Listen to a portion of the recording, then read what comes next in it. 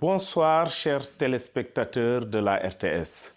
Nous revenons aujourd'hui dans le cadre de votre émission La Minute DGID, consacrée aujourd'hui au régime de la publicité foncière.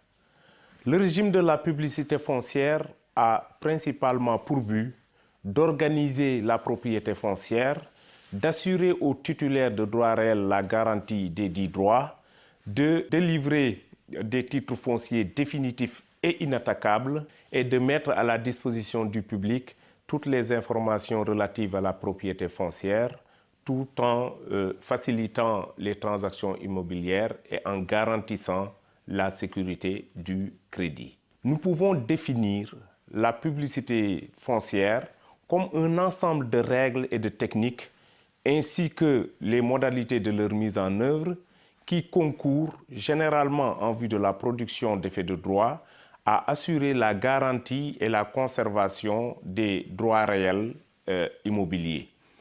Ce régime, cette organisation permet également donc de pouvoir délivrer des informations relatives à la propriété foncière. Le régime de la publicité foncière concerne exclusivement les immeubles immatriculés ou qui sont en cours d'immatriculation. C'est un régime extrêmement important pour la sécurité des transactions, mais également pour la sécurité du crédit.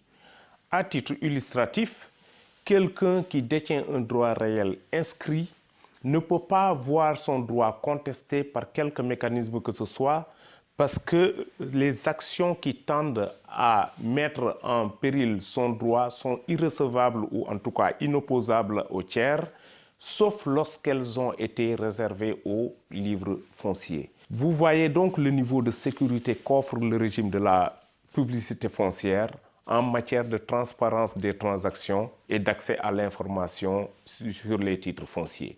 Qui est chargé donc d'assurer ces garanties?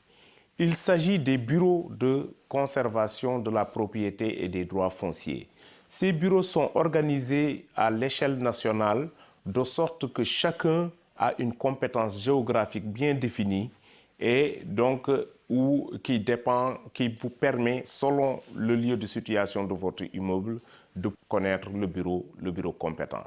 Par exemple, si vous avez votre immeuble immatriculé dans la région de Louga, il faut s'adresser au service de la conservation foncière de Louga qui est établi au centre des services fiscaux de Louga. Il en est ainsi si vous êtes à Matam, à Fatick, à Kolda, à Tambacounda. Nous reviendrons plus en détail sur les spécificités de ce régime au cours des prochains numéros de la Minute DGID.